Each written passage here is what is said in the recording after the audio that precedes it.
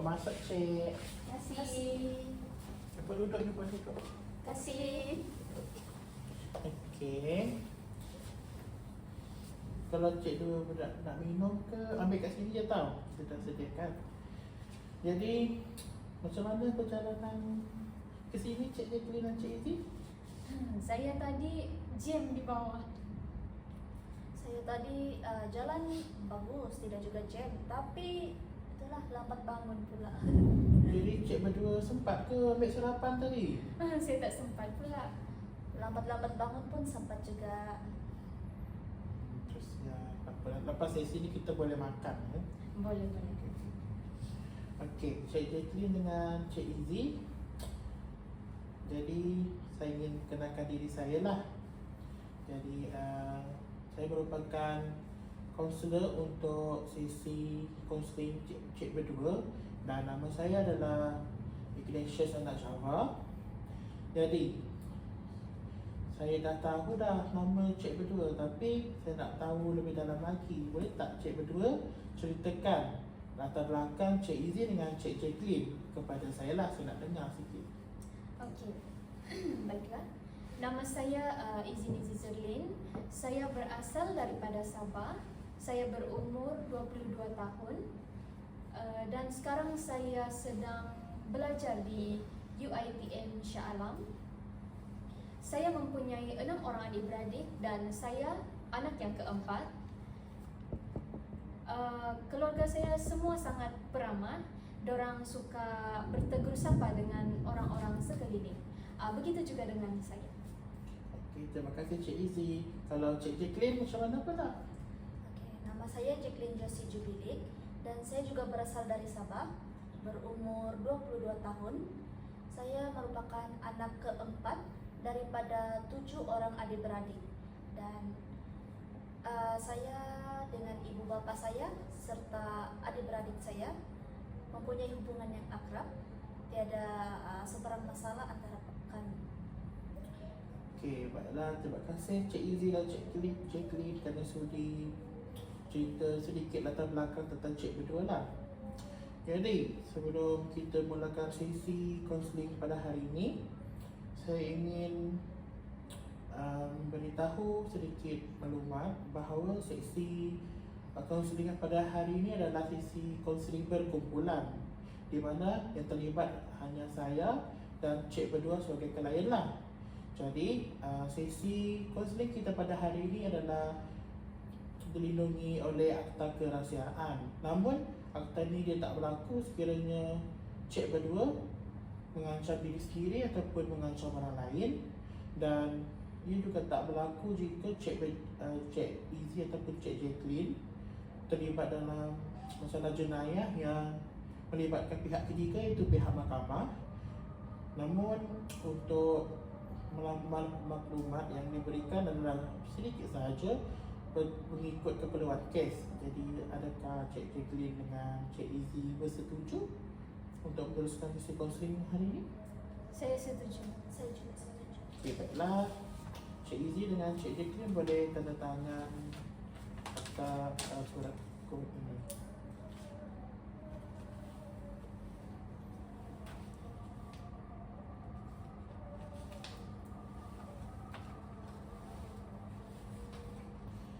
Okey, sebelum kita mulakan sesi kaunseling, di akhir kaunseling nanti kita akan tengok balik lah sama ada Cik berdua memerlukan sesi kaunseling ataupun kita hanya melakukan sesi kaunseling pada kali ini sahaja. Okey, kita akan ke stage berikutnya lah. Okey, seperti kita tahu, Cik berdua datang ke sini mesti ada sesuatu ataupun peristiwa yang berlaku yang menyebabkan Cik berdua datang untuk kaunseling. Boleh saya tahu apa kejadian ataupun peristiwa tersebut? Baiklah, pada pihak saya berasa sangat tertekan kerana saya dengan Cik Jacqueline merupakan sahabat yang baik sejak sekolah rendah lagi. Jadi masalah ini berlaku apabila kami meminati dan menyukai orang yang sama. Seorang lelaki yang Cik Jacqueline duluan jumpa, dia nampak dekat media sosial, kemudian dia tunjukkan kepada saya. Dia kata bahawa lelaki ini handsome dan dia sangat tertarik untuk meminati lelaki ini. Dan dalam masa yang sama, saya merasakan perasaan minat yang sama macam dia, di mana saya pun terasa tertarik dengan lelaki tersebut yang dia tunjukkan hanya melalui media sosial di gadget dia. Lepas tu bila dia kata macam dia ingin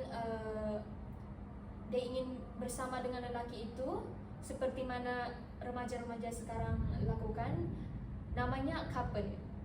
Dan saya pun merasa seperti ingin menjadi seperti itu. Saya juga ingin bersama lelaki tersebut. Baik, saya faham. Dan seterusnya saya nak dengar juga daripada sudut pandangan Cik Jacqueline, macam mana? Boleh cerita sedikit tak, Cik? Boleh. Peristiwa atau konflik antara saya dengan Izzy ini berlaku disebabkan saya sendiri berasa marah dengan Izzy kerana Izzy bercinta dengan lelaki yang saya minat tanpa pengetahuan saya.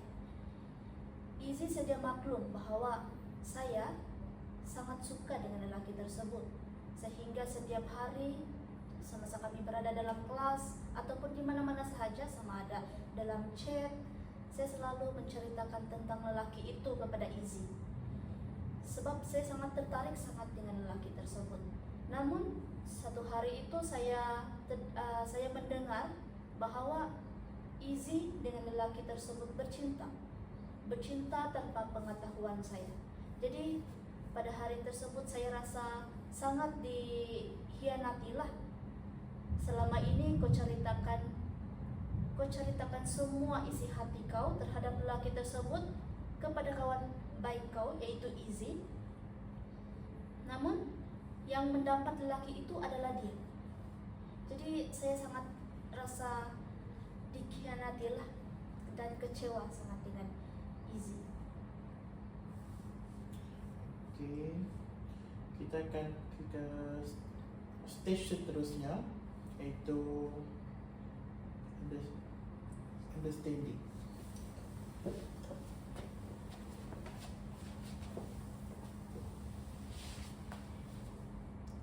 Baiklah, tadi saya sudah pun mendengar keluhan hati Cik Izzy maupun Cik Jacqueline. Saya sangat paham akan perasaan kedua-dua pihak, yang mana Cik Izzy berasa sangat bersalahlah dengan Cik Jacqueline, yang mana dia bercinta dengan crush Cik Jacqueline tanpa pengetahuan Cik Izzy.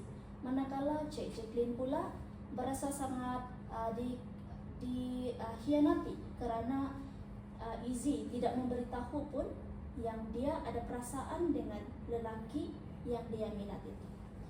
Okey, baiklah. Tanpa membuang masa, stage ini kita akan membina sebuah matlamat. Oleh itu, saya minta cik berdua untuk membina matlamat cik berdua masing-masing lah. Ini kertas dan pen. Saya minta untuk cik berdua membuat matlamat cik dalam 1 minit. Okey?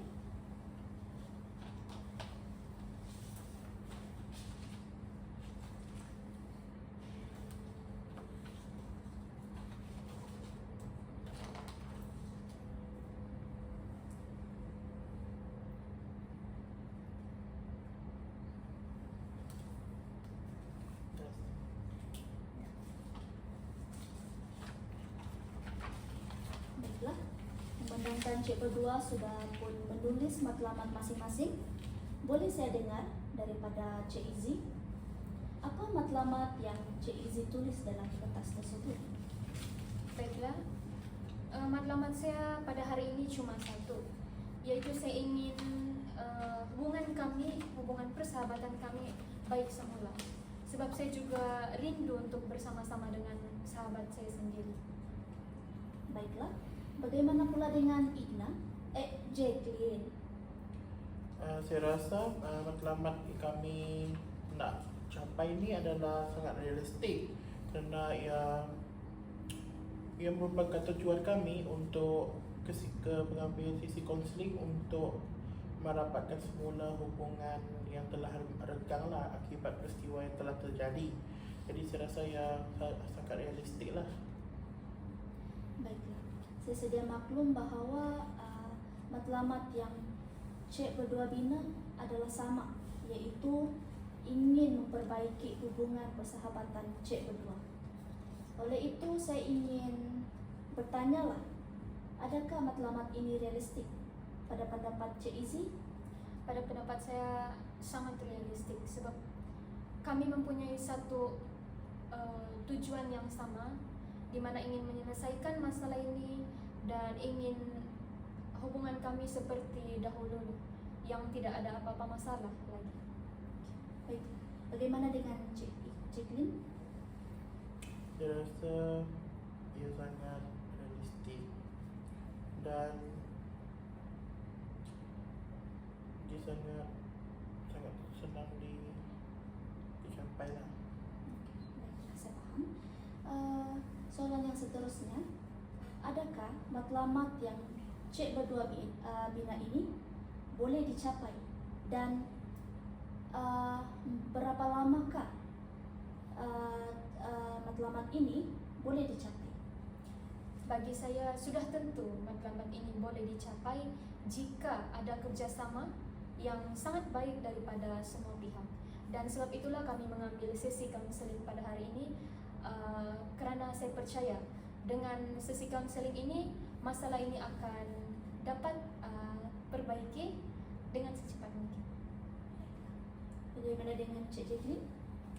Saya rasa matlamat yang ingin kami capai akan dapat dicapai dan mungkin ia akan selesai selepas sesi kaunseling ini. Saya akan cuba untuk berkomunikasi dengan Cik Izzy lah untuk mencapai matlamat yang telah kami tetapkan bersama. Baiklah, kita pun sudah selesai dengan understanding stage. Sekarang kita akan beralih kepada action stage.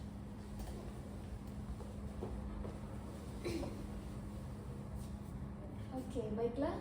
Sebelum kita memasuki stage yang seterusnya iaitu action stage, di sini izinkan saya untuk menerangkan serba sedikit mengenai action stage. Okey, action stage mempunyai satu teori yang akan saya gunakan sebentar lagi, iaitu REBT yang bermaksud Rational Emotive Behavioral Therapy. Okey, baiklah. Stage ini dia terdiri kepada 5 akronim, iaitu A, B, C, D dan E. Okey, saya akan terangkan satu persatu dahulu ya. Untuk A ialah activating event, B ialah belief, C consequences, D disputing belief dan untuk E ialah effective new belief. Okey, baiklah. Tanpa membuang masa, mari kita mulakan dengan akronim A. Adakah Cik berdua sudah bersedia? Sudah. Sudah. Okey, baiklah. Kita teruskan. Apakah peristiwa sebenar yang mencetuskan masalah Cik berdua? Kita mulakan dengan Cik Izzy. Baiklah, peristiwa yang berlaku sebenarnya adalah apabila saya mula jatuh cinta dengan lelaki yang diminati oleh kawan saya, dan saya juga berasa sangat takut untuk berterus terang kepada dia. Itu merupakan peristiwanya lah. Sesungguhnya itulah titik permulaannya. Baiklah, saya faham dengan masalah yang dikemukakan sebentar tadi. Okey, baik, kita teruskan dengan akronim yang C dulu, boleh? Boleh? Okey. Apakah kesan emosi daripada peristiwa yang berlaku sebentar tadi yang Cik Izzy sebutkan, dan apa tingkah laku yang Cik berdua ambil selepas itu? Okey. Baiklah. Saya dari segi emosi saya berasa sedih dan saya juga berasa takut dan juga tertekan akan peristiwa inilah. Saya selalu mengelak daripada Cik Jacqueline karena perasaan takut. Jadi kami kurang komunikasi antara satu sama lain selepas peristiwa itu berlaku. Bagaimana dengan Cik Jacqueline pula? Apa yang saya rasa adalah saya sangat rasa marah, dan yang hanya saya mampu adalah saya pendam apa yang saya rasa selepas kejadian itu berlaku. Saya faham dengan emosi Cik berdua. Ia sudah tentu emosi yang sangat sukarlah diungkapkan. Betul? Okey, baiklah. Sekarang kita akan memasuki akronim B, iaitu belief, mengenai kepercayaan. Berdasarkan peristiwa yang telah berlaku, apakah kepercayaan Cik Izzy tentang masalah tersebut? Kepercayaan saya berfikir bahawa jika saya beritahu kepada Jacqueline yang saya ada perasaan terhadap lelaki yang dia minat itu, saya berfikir bahawa dia akan benci dengan saya. Dia akan benci saya kerana saya mengkhianati dia. Cik Jacqueline? Saya pula saya percaya yang Cik Izzy khianati saya, sebab saya fikir dia sengaja berdiam diri supaya dia boleh tinggal belakang saya. Okay. Apakah bukti daripada kepercayaan Cik berdua ini? Dan adakah Cik berdua rasa itu hanya perasaan semata-mata, ataupun memang berdasarkan emosi? Bila fikir semula, berkemungkinan ia hanya andaian saya sajalah, dan juga tak cakap apa-apa, dan tak semestinya disengaja nak sakiti saya lah. Cik Izzy? Ya, saya pun saya tidak berapa pasti. Saya faham. Okey, baiklah. Saya sudah mendengar keluhan untuk kedua-dua pihak tentang masalah yang terjadi. Baik. Sekarang, bolehkah kita untuk mencipta pemikiran yang baru untuk mencapai matlamat Cik berdua yang sebentar tadi Cik berdua tuliskan di atas kertas, supaya kita dapat mencapai keinginan Cik berdua pada sesi kaunseling kali ini, boleh?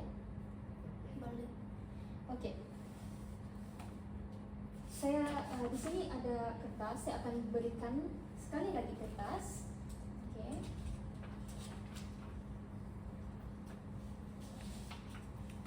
Okey, ini pen. Okey, di sini saya akan berikan sedikit masa untuk Cik berdua tulis tentang kepercayaan yang baru yang pasti dapat menyelesaikan masalah ini ke arah yang lebih baik.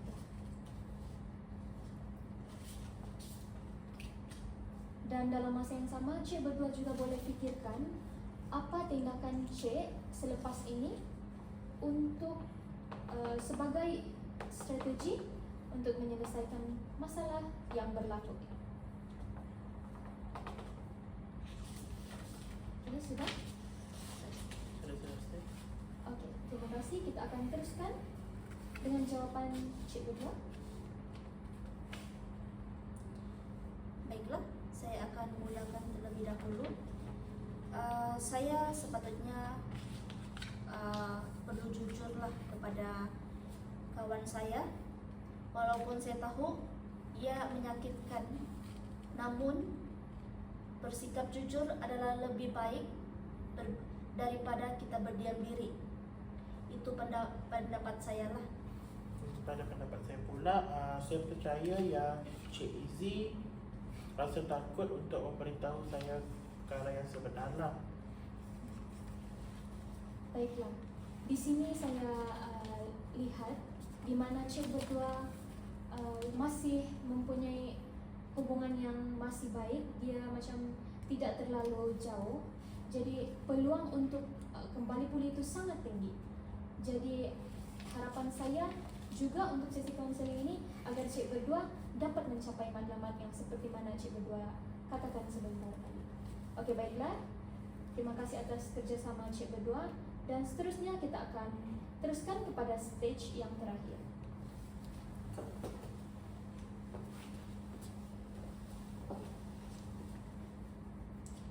Baiklah, stage yang terakhir yaitu termination stage.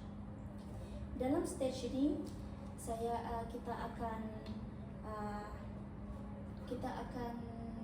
tentukanlah sama ada kita akan selesaikan sesi konseling pada hari ini ataupun kita memerlukan sesi konseling yang seterusnya. Saya ingin meminta pendapat daripada kedua-dua pihak. Adakah cik berdua ingin meneruskan sesi konseling yang seterusnya ataupun ingin menamatkan pada hari ini? Baiklah, bagi saya kalau boleh secepat mungkinlah masalah ini terselesai sebab saya pun menginginkan suasana yang seperti dahulu di mana kami pergi mana-mana bersama, jadi tidak ada masalah yang seperti inilah yang berlaku seperti ini. Oleh itu saya tidak memerlukan sesi lanjutan dan itu daripada saya lah. Bagaimana dengan Cik Jubli? Kalau dari pandangan saya, nampaknya macam tiada sebab untuk kami meneruskan mengambil konseling seterusnya lah, sebab rasanya selepas dari konseling ini perkara ini akan selesai juga. Baiklah, saya sudah pun mendengar kedua-dua pihak, pandangan kedua-dua pihak, dan kita akan tamatkan sesi konseling kita pada hari ini. Sebelum itu saya ingin mengucapkan terima kasih kepada cik berdua kerana memilih untuk datang menghadiri sesi konseling pada hari ini.